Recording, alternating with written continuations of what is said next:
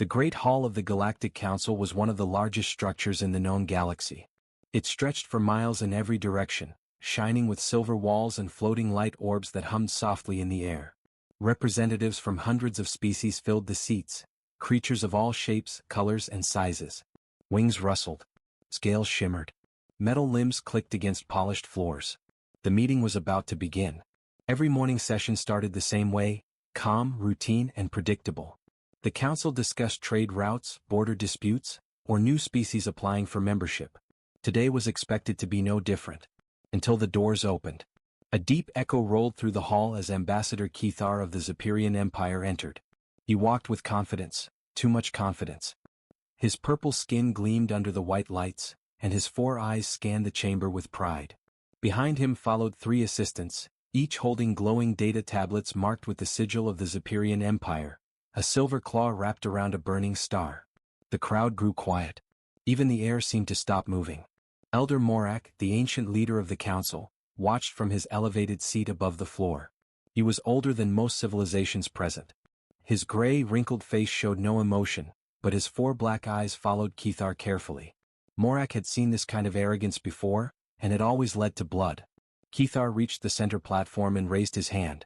The universal translator hummed to life, preparing to carry his words across every language and frequency. Honored council members, Kethar began, his voice calm and strong. The Zepyrian Empire stands before you today with an important announcement. Representatives glanced at one another. Announcing new territory claims wasn't unusual. Empires expanded. Colonies grew. But something in Kethar's tone made everyone uneasy. It wasn't the words, it was the way he smiled while saying them. We come before you, he continued, to declare our rightful expansion into a new star system. Murmurs filled the hall. A few delegates started typing notes into their consoles. The council chamber buzzed with quiet curiosity, until Kethar spoke the next sentence. We claim the Sol system, and all planets within it, for the glory of the Zepyrian Empire. For 1 full second there was complete silence. Then chaos erupted. Gasps, shouts, and sharp sounds of disbelief echoed across the vast chamber. Dozens of translators struggled to keep up with the flood of words in hundreds of languages. Holoscreens blinked red with warning icons. A few representatives stood from their seats, shouting questions. Elder Morak did not move. From the far side of the chamber, Ambassador Tekanal, a massive, bear-like creature covered in dark fur, slammed his clawed hands against the table. Are you insane? He roared, his translator repeating the words in every tongue. You can't claim that system. You can't touch that planet. Kethar tilted his head, pretending not to understand the outrage. And why not? He asked smoothly. The inhabitants there are primitive. They call their planet Earth. They have barely left their own atmosphere. They are weak, unorganized, and... Stop talking, Tekanal growled. Do you have any idea what you are suggesting? The Zepyrian only smiled wider. He looked proud, almost excited. Elder Morak finally leaned forward, his voice cutting through the noise like a blade. Ambassador Kethar, he said slowly, please confirm which system you are referring to. Kethar bowed slightly. The Sol system, he repeated. The one containing the planet called Earth, home to the species known as humans. A sound like breaking glass came from one side of the hall. The representative of the Vectari Collective, a crystalline being made entirely of living crystal, had suddenly turned deep red, a color in their culture that meant imminent death. Even they were afraid. Ambassador, said the jellyfish-like representative of the Quintar Dominion, their body pulsing with orange light, has your government studied this decision? Are you sure you understand the risk? Kethar laughed quietly. Risk? There is no risk. Their ships are primitive. Their weapons are toys. The Zepyrian fleet will crush them in days. A cold silence followed. Elder Morak's expression didn't change, but those who knew him could see something behind his eyes, sadness. He spoke softly, you have declared war on a species you do not understand. Kethar smirked. We understand enough. They are insects standing before giants. Morak's old voice dropped lower, almost a whisper. Then you will learn what kind of insects they are. Kethar ignored the warning and turned away. His assistants followed him out, proud and arrogant.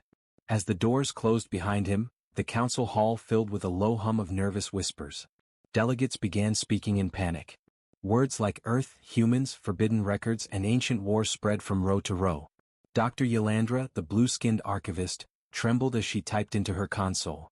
She tried to access historical files on humanity, but a red alert flashed on her screen. Access denied, classified level Omega. She looked up toward Elder Morak. His eyes were already on her. He slowly shook his head, silently warning her not to continue. Her voice shook. Elder, why are records of this species restricted? Morak didn't answer. He turned his gaze back toward the door where Kethar had exited. The old leader sat still for a long time. Then he whispered to himself, so quietly that only his personal aide could hear. He does not know what he has awakened. He does not know what waits on that blue world. The aide shivered but said nothing. In the distance, outside the council station, thousands of ships moved silently through the stars, preparing for war. And far away on the small blue planet called Earth, humanity remained unaware. But not for long. Elder Morak's 4 black eyes narrowed. He had seen this before. And the galaxy had never been the same afterward. The council chamber was silent long after Ambassador Kethar left. The echo of his words, "We claim the planet called Earth," still hung in the air like poison. No one wanted to speak first.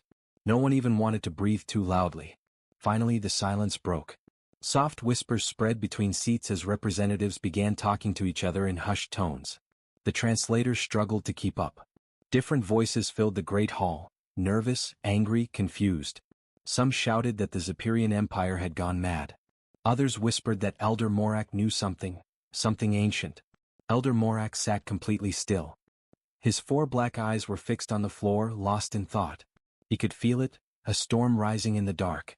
He had seen this before, many centuries ago. And every time it ended the same way, with silence and ruin. Dr. Yelandra, the blue-skinned archivist, could no longer stay quiet. Her tentacles trembled as she turned to her console and began typing again. Lines of code flashed across the screen: requests, access commands, decrypt keys. Again the red warning appeared. Access denied, historical records sealed by order of the High Council. Her voice cracked with frustration. Elder Morak, she said, breaking protocol, the Council deserves to know why these records are sealed. The Zephyrians just declared war on a species we know nothing about. The entire chamber turned toward the Elder. Morak's voice was calm but heavy. Those records are sealed because they are not history, he said slowly. They are warnings. The words chilled everyone in the room. Ambassador Tekanal, the large bear-like creature, leaned forward. Warnings of what? He demanded. What did humanity do? Morak looked up, his expression unreadable. They survived. No one spoke after that. The words felt strange, almost meaningless, but the way Morak said them made every translator pause for a heartbeat before repeating them aloud. Finally, Dr. Yelandra whispered, "Survived what, Elder?" Morak did not answer. He stood from his seat with visible effort, his old joints cracking as he moved. "Council dismissed for today," he said firmly.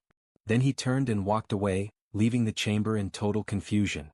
Hours later, in a private meeting room deep inside the council's archives, a small group of representatives gathered in secret. The lights were dim. The doors were locked.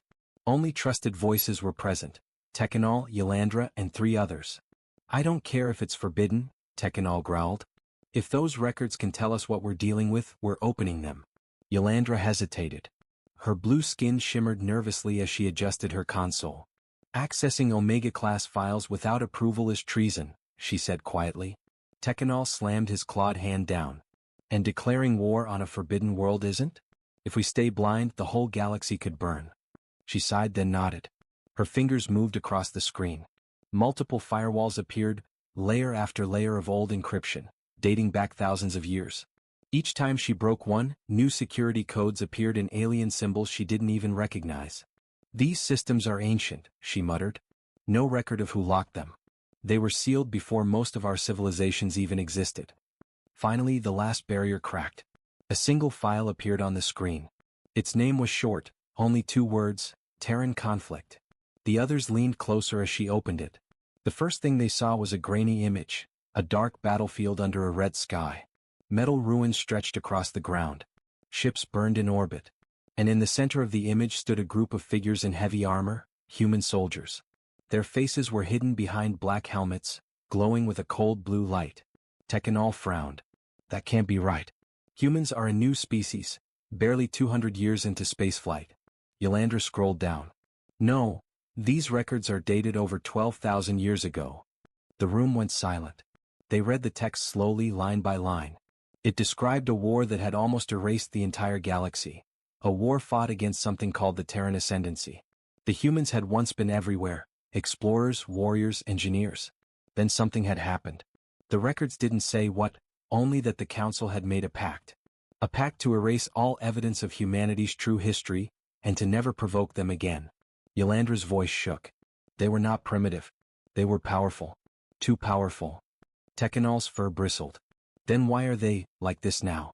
Why did they stop? No one had an answer. The file ended with a final line written in ancient script, automatically translated by the console.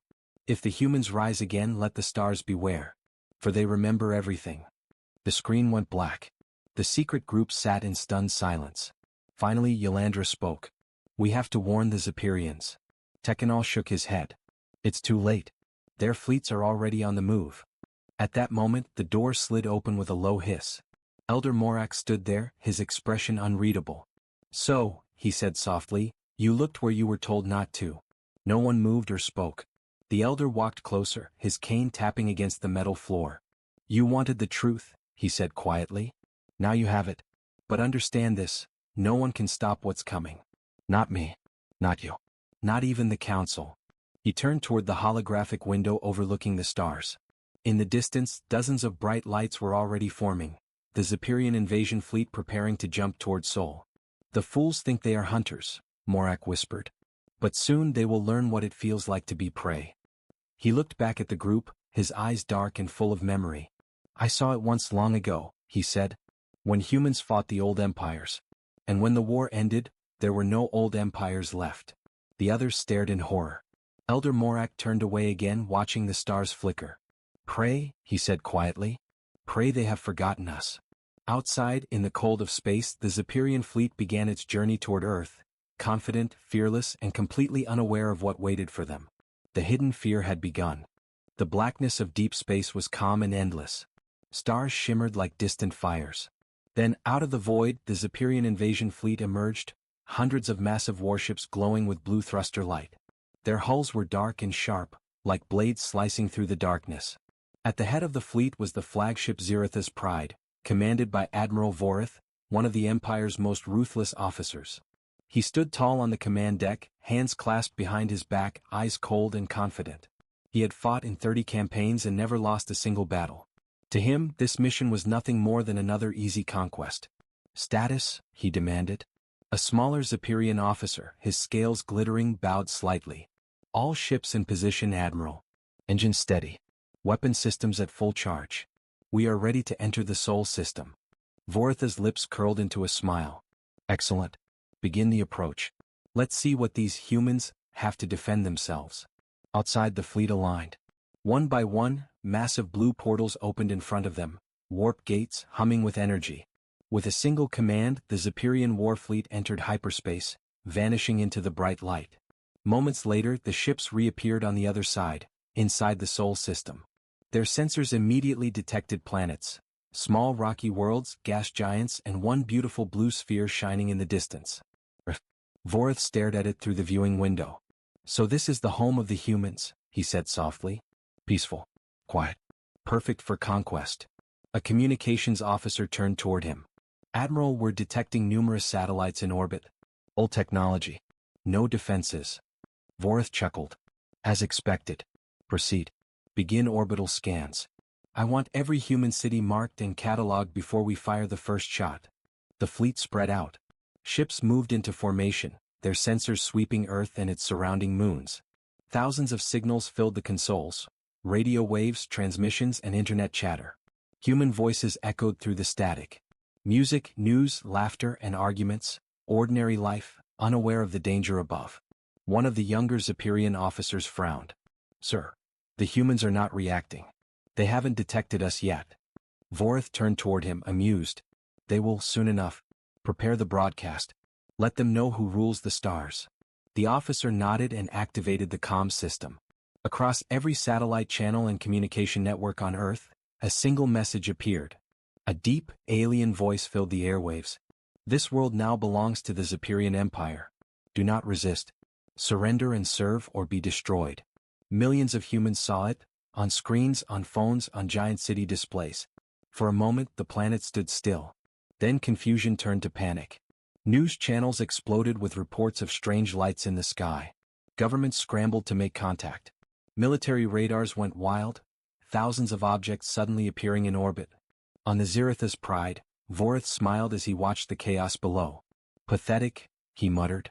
They still use chemical rockets and satellites from the last century. This will be over before it begins.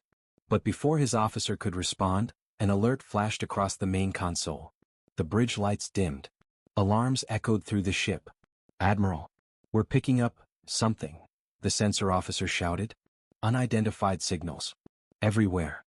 Vorith frowned. "Explain." "They're coming from the human satellites, sir. But they're changing frequencies. Synchronizing." "What do you mean, synchronizing?" Vorith snapped. "All of them, sir. Every old satellite, every piece of human technology in orbit, it's activating." The screen lit up with hundreds of red dots, each one a human satellite. They began to rotate slowly until they were all pointing in the same direction, toward the Zephyrian fleet. A low hum filled the comm systems. Then, a mechanical voice spoke in perfect Zephyrian language. "Warning. Unauthorized presence detected in Terran orbit. Initiating defense protocol, Aegis." The officers froze. Voritha's smile vanished. "What is this?" The lights outside flickered. Beams of blue light erupted from several old satellites, connecting with one another, forming a glowing web around Earth. Electric arcs spread through the network. Power readings skyrocketed. "Impossible," shouted one of the engineers. "These satellites are ancient, they shouldn't even work." Vorith barked orders. "Destroy them. Open fire." Zephyrian cruisers fired volleys of plasma shots toward the satellites. The explosions flashed bright in orbit, but the network didn't collapse. Instead, it grew stronger. The hum became a deep roar that vibrated through every ship's hull. Energy readings overloaded their scanners. Then a new signal appeared on the screens, a pulse from the moon. Vorith turned to his sensor officer. "What now?" The officer stared in disbelief. "Admiral, there's a facility on the moon. It's activating." On the surface of Earth's moon, dust rose as something enormous began to move beneath the ground. A hidden base, ancient, buried, and forgotten, opened its doors for the first time in millennia. Giant cannons emerged, glowing with blue-white energy. Markings on the side were clear and sharp. United Earth Defense Command. One of Voritha's captains whispered, terrified, How is this possible?" A voice answered, "Not human but not machine either." It came through every frequency, every radio channel, every comm link at once. "You have violated Terran airspace. You are trespassing in a restricted system. Leave now, or be erased." Vorith growled. "Who is this? Identify yourself." The voice paused for a heartbeat. "Designation, Guardian AI, Omega Protocol. Active duty resumed after 12,347 years. Defense mode, full." The last word echoed like thunder through the fleet's comms. "Admiral," another officer cried out, "energy spikes from the lunar base, massive ones." Vorith turned toward the viewport, and saw the moon light up like a small sun. A blinding beam of energy shot out from the moon, cutting straight through space. It pierced one of the Zephyrian dreadnoughts in a single instant, vaporizing it completely. Another beam followed, then another. Panic filled the fleet. Ships scattered in every direction. Evasive maneuvers. Vorith roared. But it was too late. Explosions bloomed across the fleet like fireflowers. Inside the Council's monitoring chamber, alarms screamed. Representatives from every species watched in horror as the Zephyrian fleet was torn apart by invisible weapons. No one spoke. Elder Morak closed his eyes and whispered softly. "They have awakened." Within minutes, half the Zephyrian fleet was gone. The rest fled in panic, jumping to hyperspace without formation. The Great War that was supposed to last months had ended before it truly began. But far from Earth, deep in the old hidden network of satellites, a voice continued to speak quietly to itself. Signal confirmed. Defense active. Human status, returning. And somewhere, on the surface of Earth, something ancient began to stir. The council chamber was in chaos. Dozens of alien ambassadors shouted across the hall. Holograms of the destroyed Zephyrian fleet flickered above the center platform. Twisted wrecks drifting through space, still burning. "How can this be possible?" cried the Vrixian delegate, his scales shimmering in panic. The Zephyrians had the strongest fleet in the Outer Rim. A mechanical ambassador from the Solari Collective replied coldly, "No weapon in the Council's database matches that power. Those beams, they were human in design. Old Earth defense technology, but impossible in this age." At the high seat, Elder Morak remained silent. He stared at the images, the glowing lunar cannons, the shimmering orbital web. His ancient eyes reflected both awe and fear. Ambassador Krex turned toward him sharply. "Elder Morak, you knew something. You warned us not to access the human archives. Why?" All eyes turned to him. The old being took a slow breath and spoke softly. "Because I remember what happened the last time someone tried. Long ago, the Forgotten War." The room fell quiet as Morak's voice echoed. Thousands of years before the Council existed, the galaxy was divided by endless wars. Empires rose and fell. Planets burned. And then, the humans appeared. He paused, his tone heavy with memory. They were not the strongest nor the oldest, but they were relentless. Once they decided something must be done, they did not stop until it was finished. Even when their worlds were destroyed, they kept fighting. He looked down as if ashamed. The Council was not formed by wisdom, but by fear of what humanity became in their final war. When the humans realized the galaxy would never stop fighting, they built weapons beyond imagination. Machines that could destroy fleets, erase armies, and protect their home forever. The room filled with uneasy silence. "And then," whispered someone. Morak's gaze turned distant. "They vanished. Some say they ascended. Others say they left the galaxy itself. But one thing was certain, before they left, they sealed their systems. They left guardians behind, in case anyone dared threaten Earth again." A cold silence filled the chamber. The ambassadors exchanged nervous looks. Every word Morak spoke explained what they had just seen: the automated defenses, the impossible power, the voice that had called itself Guardian AI, Omega Protocol. Finally, Ambassador Krex asked in a low, trembling voice, "Then the Zephyrians woke it up?" Morak nodded slowly. "Yes. And that was their greatest mistake." Back on the moon, deep beneath the lunar surface, the Guardian AI pulsed with blue energy. Its systems, silent for millennia, were alive again. Rows of holographic screens filled a vast underground command room. Symbols and ancient Earth languages scrolled across them. The AI's core spoke to itself in calm, mechanical tones. "Threat neutralized.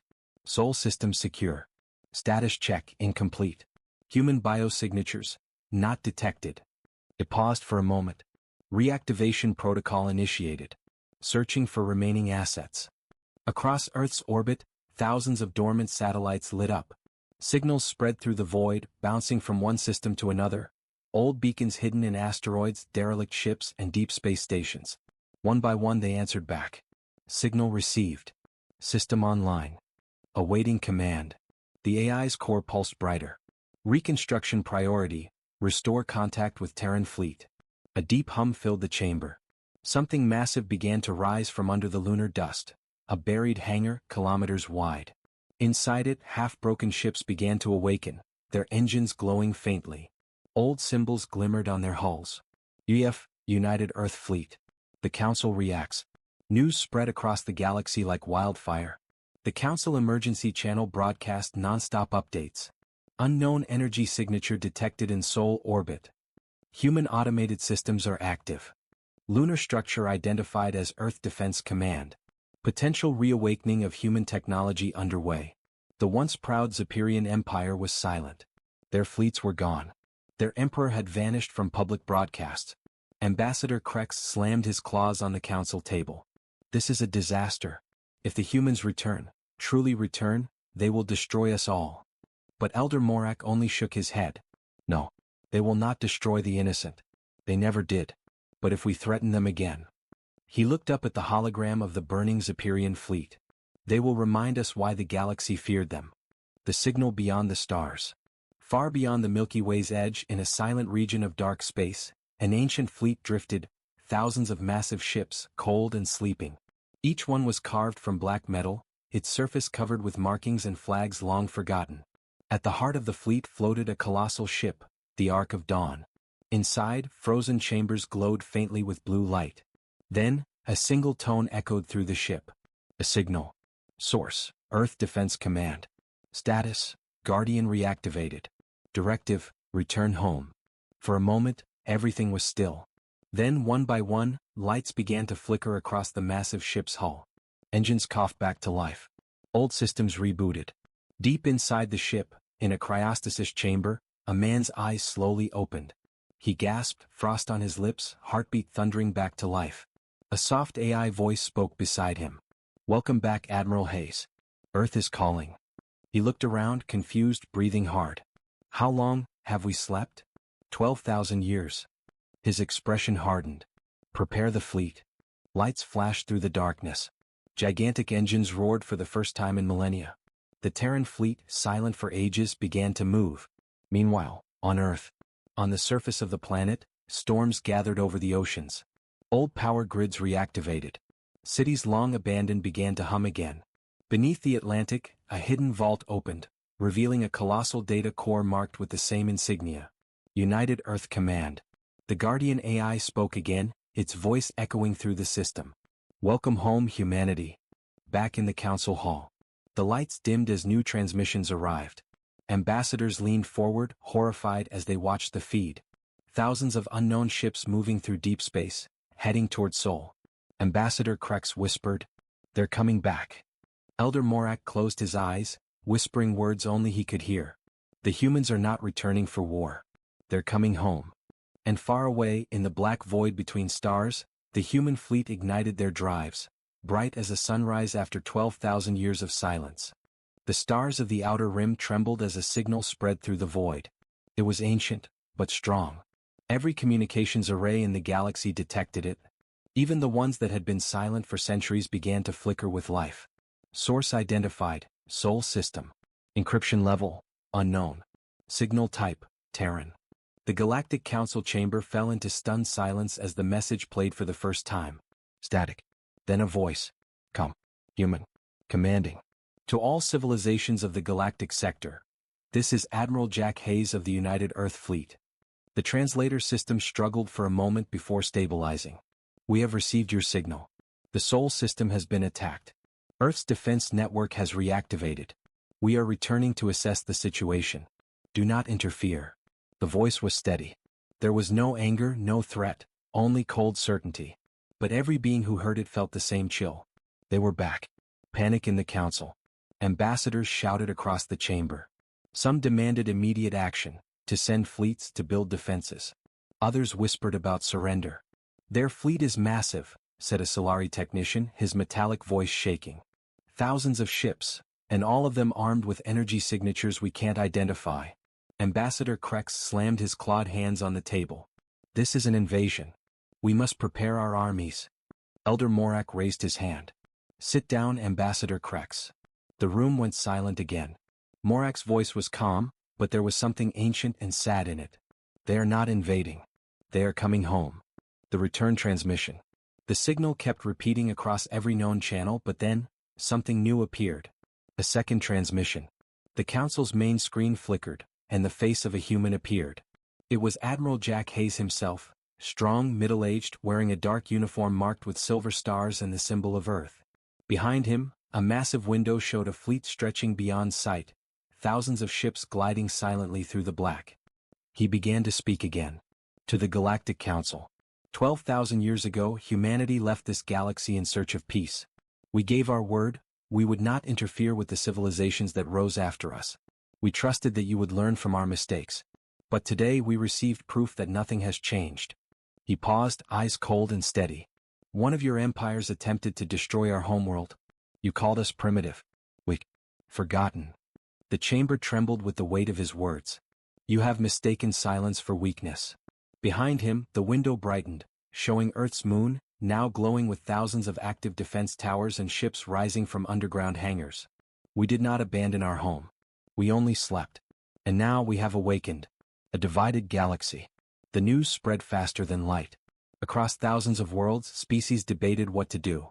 Some celebrated, believing the humans might bring balance to the galaxy again. Others prepared for war, terrified by the return of the ancient giants. In the Zepyrian Empire, what was left of their government hid in fear. Their emperor released a statement, short and desperate. "We acted without knowledge. We begged for mercy." But no answer came. The humans had not responded to any transmissions since their warning. A message within the message. In the council hall, Dr. Yolandra, the blue-skinned archivist, stared at the human transmission with fascination.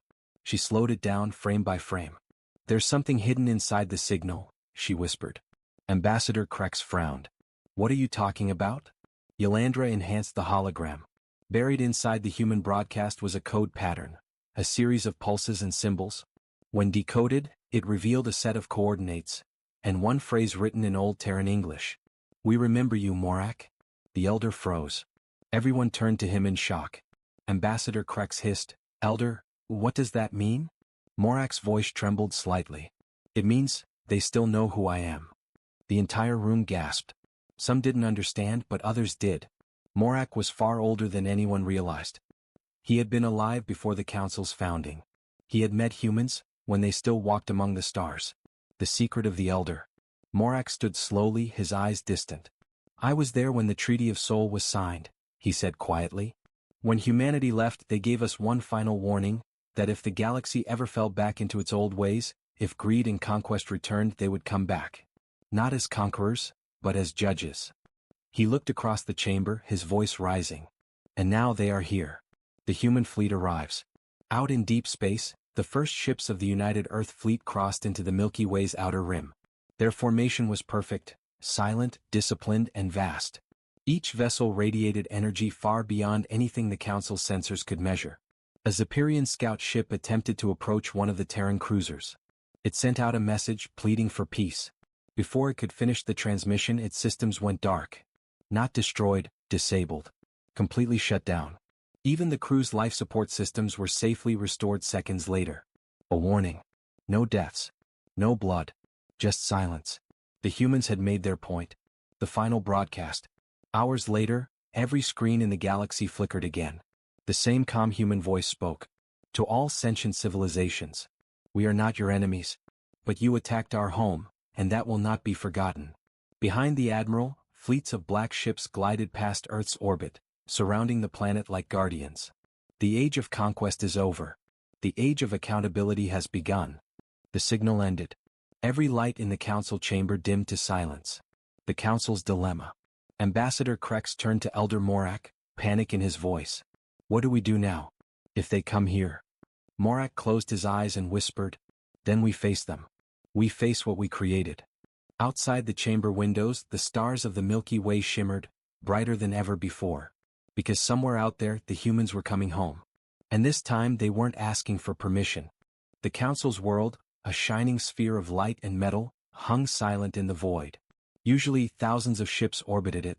Now it was empty. Every vessel had fled or hidden in fear of what was coming. But running was useless. The sky itself began to darken as shadows filled the stars. First one, then hundreds, then thousands. The United Earth Fleet had arrived. They came without sound. No threats. No warnings. Only presence, vast, unstoppable, and ancient. In the Great Hall of the Galactic Council, all the ambassadors stood in silence, staring up at the holographic feed. Every screen showed the same image. Rows upon rows of Terran ships, black, angular, glowing with blue light, surrounding the Council world like a halo. A voice echoed through every communication channel in the galaxy. "This is Admiral Jack Hayes of the United Earth Fleet. We have arrived at the Council world." The voice was calm, unshaken, and it carried the weight of 12,000 years of silence. The Council's fear. Inside the chamber, panic rippled. "Are they here to destroy us?" one delegate whispered. "Maybe they'll demand surrender," said another. "Maybe they've come for revenge." Elder Morak stood at the center podium, quiet as a mountain. He could feel the power of the human fleet, not just in their weapons but in their discipline. No chaos. No arrogance. Just purpose. He spoke softly, "They won't destroy us, not if we listen." Ambassador Krex growled, "Listen?" "They wiped out the Zephyrian Empire's fleet." Morak looked at him sharply. "No. They defended themselves. There's a difference." The chamber doors trembled as light filled the entrance. A group of armored figures stepped inside. The arrival. They were human. Tall, disciplined, their armor black with a faint blue glow. Each one wore the insignia of Earth on their chest, a circle of stars surrounding a single bright point. The lead figure removed his helmet. It was Admiral Jack Hayes. Gasps filled the chamber.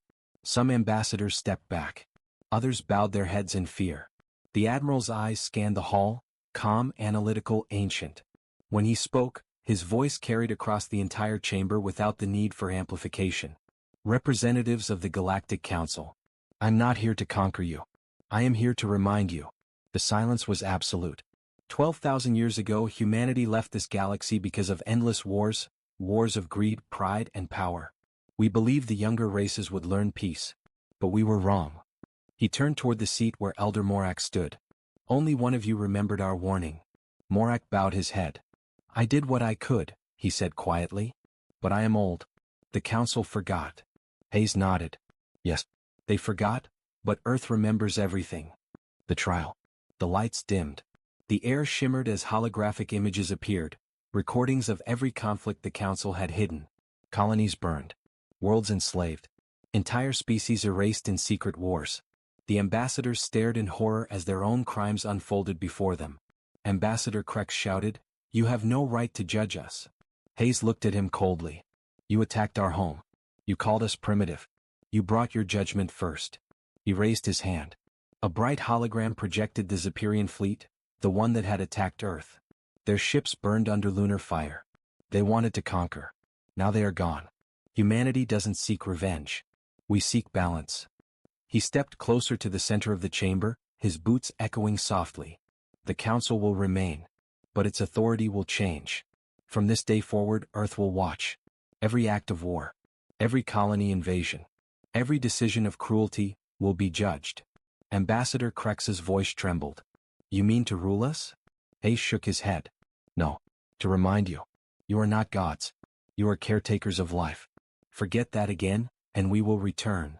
The revelation. Elder Morak looked up slowly. There is still one question, Admiral. What happened to humanity? Where did you go?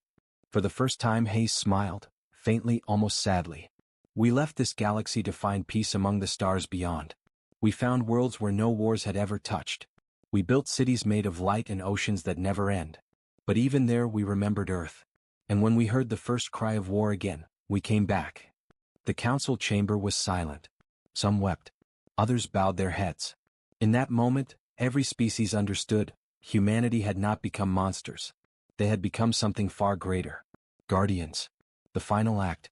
Outside, the human fleet began to move. Hundreds of ships rose slowly from orbit. They weren't staying. The council delegates ran to the windows, watching in awe as the vast formation drifted toward deep space. The flagship, the Ark of Dawn, passed over the horizon, casting its shadow over the planet below. Admiral Hayes turned to Elder Morak one last time. You will guide them now. Keep the peace. If you fail, the stars will remember. Morak bowed deeply. On my life, he said, I will. Hayes gave a small nod. Then he stepped back into the beam of blue light as his armor shimmered.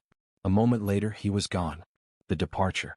In space, the United Earth fleet turned its course toward the dark edges of the galaxy. Their ships moved in perfect silence, leaving trails of light behind, like constellations being reborn. The entire galaxy watched. Billions of beings, on thousands of worlds, stared at the night sky that now shimmered with moving stars. The humans were leaving again. But this time not in exile. They left behind peace, and fear, and a promise. The Elder's last words. In the quiet council hall, Elder Morak stood alone after everyone had gone. He looked up at the stars through the grand window. For the first time in centuries he smiled. Goodbye, old friends, he whispered. May your home always remember us. Above him, the last of the human ships vanished into the darkness, their engines glowing faintly, like a sunrise that never ends. And in the silence that followed, the galaxy took its first peaceful breath in 1,000 years. Fade out, narrator voiceover for YouTube ending. The humans returned not as conquerors but as guardians. They came when the galaxy forgot what peace meant. And when their work was done they left again, leaving behind one truth written across the stars. Never mistake silence for weakness.